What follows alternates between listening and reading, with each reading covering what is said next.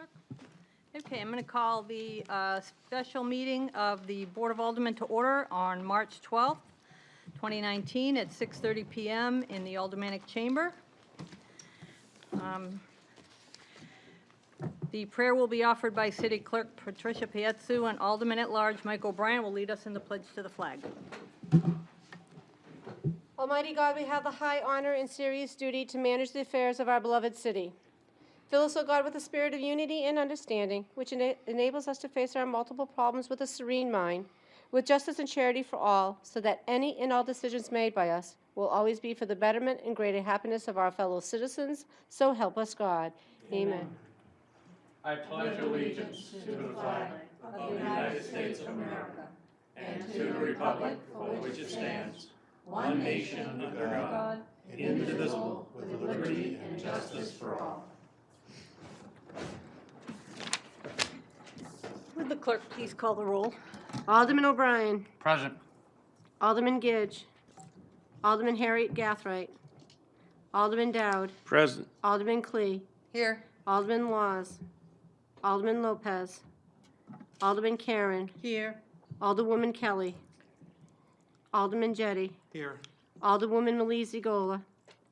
Alderman Tenza. Present. Alderman Schmidt. Here. Alderman Wilshire. Here. We have 8 members present. Okay, Alderman Gidge and Alderman Kelly will not be here this evening, and Alderwoman Melissa Goya should be here momentarily.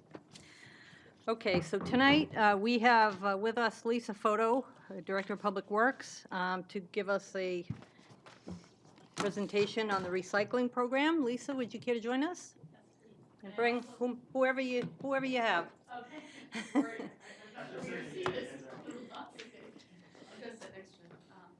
Shoshana won't be. He's one of our sponsors. There you go. Perfect. Who's going to be? We also invite up Superintendent LaFleur and Superintendent Recycling Coordinator Sally Hyman. Absolutely. So Alderman Gidge will not be here. Sally, you can sit in this last desk over here. Almost sat in Alderman Law's seat. Good thing we didn't. For the record, Alderman Laws has joined us. Okay. Good evening. My name is Lisa Foto. I'm the Director of Public Works, for those of you who don't know me. Good evening. Thank you, President Wilshire and members of the Board of Aldermen for adding us to your very full agenda this evening. With me tonight is Superintendent Jeff LaFleur. He's the Superintendent of Solid Waste, and Recycling Coordinator Sally Hyland, who is handing out some do's and don'ts for recycling at the moment. We're here to discuss Resolution R19-115, which is before you tonight, and also update the board on the current state of single-stream recycling. Thank you to Mayor Donchis and Alderman Jettie for sponsoring the resolution. The future of single-stream recycling is really in a transitional stage right now. Most recyclables were going to China. China effectively shut down the world market, which has really created some limited markets for recyclables at the current time. And as a result, the cost of single-stream recycling has really skyrocketed, as we'll present later on. In fiscal year 19, we appropriated about $400,000 for single-stream recycling. We anticipate that we will expend that appropriation by the end of March, unfortunately. The Board of Public Works established a recycling committee to discuss some of the challenges surrounding both single-stream and other recyclables that we are receiving at the Four Hills landfill. And that recycling committee consists of all of the members of the Board of Public Works, all of the commissioners, as well as the mayor and Alderman Jettie, myself, Jeff LaFleur, and Sally Hyland. And we've had, I think, 3 or 4 meetings. The recycling committee and a quorum of the Board of Public Works voted, not unanimously, but they did vote to request a supplemental appropriation of $120,000 from the Board of Aldermen to pay for single-stream recycling through the end of this fiscal year 19, which would be April, May, and June. And at this point, I'd like to turn it over to Jeff and Sally to provide a presentation on the current state of recycling here in Nashua. Jeff LaFleur, Superintendent Solid Waste. Thank you very much for having us here. This will be a really brief presentation for you guys just to get you up to speed on how the city works at the solid waste department. So brief history, 1970s, for the first time, tires were separated from the trash. So we started recycling those. 1988, Nashua Recycling Center had opened. We started taking in newspaper, metal cans, OCC, and glass. Those were all separated. You can see in the picture up there the bunkers that were separated. Everyone would come in and just separate everything. 1989, our first recycling coordinator was hired, and curbside collection pilot program began with 1,000 homes in 2 neighborhoods. 2003, automated program begins. Recycling bins were given to all the residents that have weekly trash pickup by the city, and we collected them every other week. 2008, single stream recycling program begins. Single stream meaning that instead of separating everything, everything went into one bin. 2009, we started buying the large recycling bins. They were sold to residents for more capacity, made it easier for residents to bring the recycling out to the curbside. As I said, single stream makes recycling easier for the residents, and the participation went up. We gained about 20 to 23% more recycling when we switched over to single stream. And it makes it easier for the solid waste department sending out trucks. We only had to send out trucks that collected everything at once, and shipping it out made it very easy, just loading tractor trailers with the product. Where we stand today, solid waste is collecting recycling at 24,000 residences citywide, bi-weekly, every other week. 5,000 tons of recycling is approximately collected annually and shipped out. We've sold over 8,500 bins right now, those green recycling carts, to the residents, and we're shipping out about 6 loads per week. I'm going to turn it over to Sally to speak to a few of these changing market slides. Okay, thank you. I appreciate the opportunity to be here today. I am the first and still first recycling coordinator in the city. So this has been going on for about 30 years in terms of curbside recycling. Back in 2003, when we automated the trash collection, we gave out the additional bin, as Jeff said, and we went to a dual stream, so papers in one bin, containers in another. By 2008, we're ready to do automation of the recycling because we had available single stream technology, which makes it much easier for the vendor to separate material. It's a highly it's a high-tech process with conveyor belts and magnets and all of that sort of stuff. So we are able to send it down to them single stream. They sort it into the different materials and then ship it out to end users. We could not, however, automate the recycling completely because at that time, as you may remember, the economy tanked. So we just went on and did the single stream, collecting it at curbside, selling the carts to residents who are interested, and continued that way, and it went well. We were involved with 2 different vendors at that time. The United States, though, at that time started shipping out a lot of material overseas instead of handling it more locally. Paper mills closed around here. It was cheaper to send it to China. The markets were there. So a lot of material went over there. A lot of contamination went along with the recyclable materials. And finally, China, with concern for pollution and its own public health, started restricting the recyclables coming in by means of really intense inspection. They had a program called Green Fence that was instituted in 2013. So a lot of communities, a lot of companies that sent them recyclables were concerned about the reduced allowable contamination rates that would conceivably cost them a lot of money if a container load, was rejected. So that was the initial phase of their restrictions. And finally, last year, they instituted what they call a national sword policy, which reduced contamination levels, allowable rates to 0.5%, far lower than any U.S. Company could meet. So in effect, and in fact, they banned certain materials. They banned some plastics and mixed paper. So that just put everything into disarray in this country.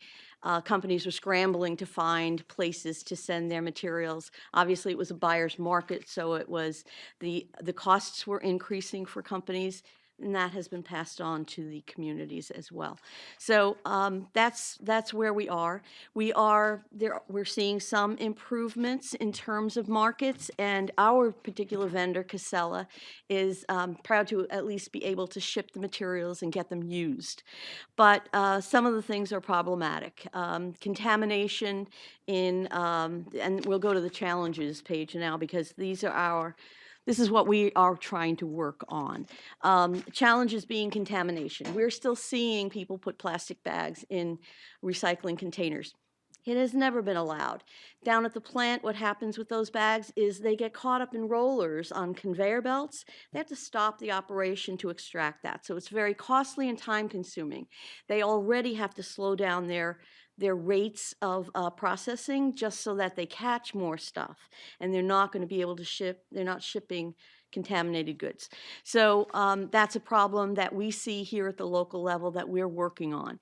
One of the things that was passed out to you was a flyer that our PR person, Lauren Byers, put together. It's very colorful. Hopefully it's very clear. Hopefully it's not going to have to change too much again, but we're passing those out to everyone. We take the time to talk to people and let them know what they can and can't do, but we still see things like clothing, kids' toys in the recycling, things that are not allowed. Some things could be brought to the recycling center, but they certainly are not allowed in single stream. So, so those are some of our challenges. And what we've been doing, in addition to the flyer and talking with people, is we got a cover put over the recycling area. And the impact of that is to reduce the amount of moisture in the material, which of course makes it difficult to use, and it also makes it less marketable for the vendor. So that has helped tremendously. Even in the short period of time that we've done that, they've taken some measures, and compared to last year,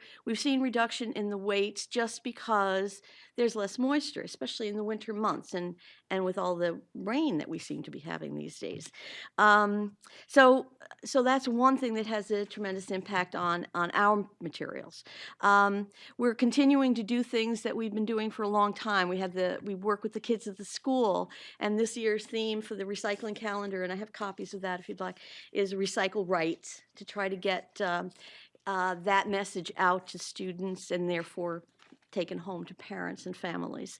So we're continuing that. We're working with the Garden Club once again for more than 20 years now to sell compost bins, and that helps to get stuff out of the landfill, certainly food waste, but it also helps because now shredded paper is one of those items that's no longer allowed to be shipped in recycling. It unfortunately falls through screens, becomes trash. They have to pay for that, and that increases costs. So, but shredded paper can be put in with backyard composting bins to help to provide a carbon source. So those are some of the things that we're doing. Lauren does a lot of work with social media and does a great job in getting the message out there. We do Channel 16 messages and press releases, and we're just constantly monitoring. The drivers on the road are leaving, we've told them to leave carts or bins if they see plastic bags, for instance, and they do that, and then residents call, so we're able to engage them at that point in an educational process. So the other things that are being done to help with the markets in our country are, there's some reinvigoration going on right now. There are new products coming up. This is one product we have a sample of its use at the landfill. It uses the lowest grade plastic, and there's a company called, I think it's Eco Global. They're trying to get a plant built in Middlebury, Vermont, and they'll take all the low-grade plastics, plastic bags, things that, those kids' toys and things like that, and they'll be able to make this kind of plastic mat that can be used in ecologically sensitive areas where they need to use heavy machinery, for instance, or other kinds of products too. We still have things going on here, just to it's not all doom and gloom. Foss Manufacturing here in New Hampshire, over in Hampton, uses about 12 million single-use water bottles a week in the manufacturing of non-woven fabrics for use in carpeting, in fabric on sneakers, and so forth. We have companies in New Hampshire that take that same kind of plastic and make what they call a Polartec fabric, and it's used to make fleece jackets, and that's a use of 100% recycled material. So Trex makes something like this for use in decking. Not and uses different kinds of plastics, I'm sure, but nonetheless, they employ 10,000 people down in Virginia. So there are things going on. There's more going on. As a really ironic thing, a company in China has bought 2 paper mills in the United States, and has vowed to, of course, at a lower price, I'm sure, but and has vowed to invest money in making them operable and efficient. So things like that are happening, and new glass plants are cropping up in both Canada and Cape Cod, and so we're working on that kind of thing at an industry level, and just locally, we're trying to just get to the residents who divert stuff, because of course we still have a landfill, and even though we've restricted the number of materials or some types of things that can go in there, the stuff that can be kept out leaves space there to allow it to last longer. So those are the things that we're doing, and hopefully there won't be too many more changes, but residents have been very responsive when we're able to talk with them, so that's really encouraging. Thank you. So to get to the cost of our recycling, this slide really tells a lot what happened. This is fiscal year 18 and 19 respectively. So the first quarter in fiscal year 18, we spent $3,515. First quarter fiscal year 19, $130,000. And then if you just look down through 18, second quarter is 51,000, FY19's 114,000, third quarter was 81, 75 for fiscal year 19, and that's only through February. We still haven't got our March bills yet. So that's going to show you that we spent 321,000 so far this fiscal year, out of the 400,000 that we had appropriated. So as Sally also mentioned, we put a cover it over there to help reduce the weights, and we're seeing a lot of reduction there. But still, with the price of recycling being shipped out, it's phenomenal.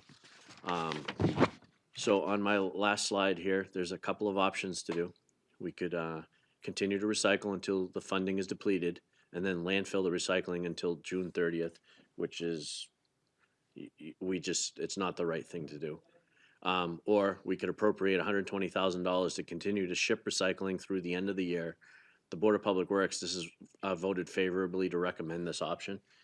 Some of the reasons why we should appropriate the monies, just on our behalf, is operationally it would be difficult to stop recycling for 3 months and then start up again. It would give, the residents would just have a hard time understanding that. The city should remain committed to the recycling. I mean, we've already sold 8,000 carts to residents. They're committed to it. They love doing it. We're shipping out this recycling, and we're saving the airspace in the landfill. And it would be also difficult for us to relay the message to all these residents, that we're temporarily going to landfill this material, and then it just sends the wrong message, environmentally. So with that, that's the end of our presentation here. We'd be happy to take any questions. Thank you very much. Questions? Alderman Tenza. Thank you. So can I assume from the presentation you haven't made any changes yet? You're recycling as you always have? Yes, sir. Okay. And I remember from the budget hearings last year, there was some talk about maybe taking glass out and landfilling the glass, but then still recycling the plastic. Is that an option, or is that just not is it an option but not a good option? It is an option to eliminate the glass, which glass is the heaviest part of recycling on our, bottles weigh a lot. We were just waiting to find out if there'd be a recycling option for that to happen. If you take it out of the stream and we landfill it, then it's gone. I mean, it'd be difficult to say, oh, we made a mistake, we're gonna go back to recycling glass. So when we're ready to pull the trigger on that, we wanna make sure that it's the right thing to do and the right time to do it. There's still maybe markets that come out that'll help reduce the cost of recycling by them selling glass. Thank you. Alderwoman Clee. I guess just in kind of on the idea of glass, Portsmouth has already eliminated glass, correct? Just as a side, would you know what the savings to that is? And don't get me wrong, I want to recycle as much as everything as we can, but I'm going to have another part to that question, and that's going to be, do we know that these companies that are basically taking the recycling, that they are being used in manufacturing and so on? They're not just going to another landfill. So Absolutely. we're not just dumping our landfill to another one. We Sure. do know that. Now, as far as the glass, how much is the savings on that? And I'm not suggesting we go there, but I know that's going to be a question. Right. That's gonna be asked. Sally may have a better number on that. I'm thinking 20% of the weight is glass. Probably at least that, yeah. Yeah, 20 to 25%, so a quarter of the weight's glass. So we would cut it down by that, but then we're going to have our landfill exponentially is going to be filling, and that's going to be a cost in the end. So Absolutely, it's not really a true savings. exactly. And again, I'm just bringing this so that I know these are going to be questions that are going to come forward. Sure. Thank you. Alderman Dowd? Yeah, when you had that number of 24,000 households, does that include condominium associations? No, it does not. That's No. just the It's, and residents that it's we an collect. approximate number. Because we have waste management and they pick up the recycling and I'm going to presume they bring it to the landfill. No, they don't, sir. If it's separated, they shouldn't be. We don't take commercial, I shouldn't say that. We haven't seen any of those big vendors bring it to our landfill. They take it right to their plants. It would be cheaper for them to bring it to their plants directly. Waste Management has a plant in Billerica, a recycling plant. All right. So are we recognizing any revenue whatsoever in recycling? Not from single stream, no. We get revenue from scrap metal at this time. And But that's also, separate, that's a at separate. some point, we talked about grinding the glass and using it as when we do roads as part of the fill. Has that ever gone anywhere? You can talk about so we have talked about that, yes. The problem is we collect single stream and we don't have the ability to single out the glass. But we are working right now on a deal with Casella whereby they take our glass and then we take some glass back that's been crushed to put in our setback for our landfill. We need about 200,000 yards or so still to put in the setback for the landfill, and that is an approved use. So that would reduce the cost of our single stream recycling. That would offset the cost by about $15 a ton or so. So that would be helpful, will be helpful to us. Okay, one last question. The 120,000, is that something you're looking for out of the current budget or next year's budget? We'd be looking for it out of this current budget. Out of this current budget.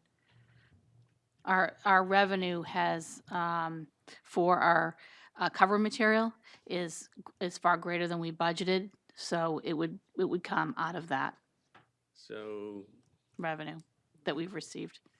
I guess I don't need the exact answer, but I'm not sure we have that much left in contingency this year. And if we don't and had to do a supplemental appropriation, that's pretty hard with what some of the other divisions and departments are looking for, so it's gonna be down to a justification, one versus the other, I guess. Well, it would come out of the solid waste budget, out of revenue that is above and beyond what we budgeted for. So Okay, it's a little bit easier that's a lot. because it wouldn't come, right, because it wouldn't have to come out of contingency, so, yes. Alderman O'Brien? I was going to pass, but Alderman Dow was thinking exactly like I am with the glass, but he didn't go far enough. Could glass be a commodity for us? In so much, I know we believe in encapsulation of the landfill and We do that, I imagine, with some product, whether it be dirt or some other product. And, you know, if it's the cost of having an additional bin for the people to do, eliminate glass from their recycling, and if we explain to them the particular reason and the cost savings or why we're doing it, then take the glass. In addition with this, can we use it into our encapsulation or other, you know, ways that we use dirt at the dump, and then with the proper dirt cover on top of it so you don't have the glass exposed? Well, I wouldn't be in favor of putting it in the landfill because now you're just filling the landfill with glass. And it's something that could be used in the setback where, so I wouldn't fill up the value of our airspace is about $65 a ton or so. So you wouldn't want to put just free material in there. We'd be better off to take it from already crushed from Casella and put it Okay. in. Because, follow-up if I may, Put it in the because in setback. looking at the wine bottle as the example, or a Coke bottle, but a wine bottle, I like wine. Anyways, if you take the wine bottle, I mean, that's a volume as it sits in its Right. solid state. But when it does come grinded down, Mhm. it may not be more than even like a quarter a cup of, or, you know, half a cup of, actually, so it loses its volume. So Sure. for many other large volume type of items, such as your pickle jar and stuff like that, you know, would come down to minuscule in the volume department. Absolutely, and, Yep. we've looked into that. I mean, it would be great if we could, separate out the glass out of our stream and then you reuse it at the landfill. But after we separated it out of our stream, we'd have to crush it, we'd have to screen it to Right. make it approved use inside the landfill. So right now, any glass that comes in has to be screened to a 1-inch screen, and our vendor Casella is actually putting in all these screens at their facility, and they're talking millions of dollars just to put in these crushers and screeners. So the offset of cost just isn't there yet. I mean, for us, I tried. believe me, we're trying in every direction that we can at this landfill. Alderman Jettie, and then Alderman Dowd. In response to Alderman Dowd, I think Director Fotu answered it, but just to clarify, the resolution calls for $120,000 to be transferred from unanticipated revenue from the solid waste fund into this account. So it's a transfer in the accounts. It wouldn't be, we wouldn't be looking for additional money. The money's already there. Yeah, we know that, but the general public didn't unless we brought it out. Alderman Dowd. Yeah, and this is sort of off topic a little bit other than it addresses revenues. We had discussions at times about, on the closed portions of the landfill, installing a solar farm where we can generate electricity to offset city electricity costs. Of course, we have to rely on the state to change some of the rules, but we can make more money. But have we looked into that at all? Because just south here in Massachusetts, their capped portions of their landfill are covered with solar panels. Yep, so we have looked at that. And that might be something we can do in the future. Unfortunately, right now, we don't have enough closed space to be able to do that. Because right now, if you're familiar with the current landfill, Phase 3 that we'll be constructing in the spring is behind Phase 2. Phase 4 will be filling in between the other landfills. So when we do that, we won't be able to have solar panels anywhere near that. So after that's all filled, then we'd have a great area to be able to put some solar panels. So that is an opportunity for the future, just not right now. There's just not enough flat space to be able to do it yet, so. Alderman Schmidt. Because right now, you're in the middle of a transition.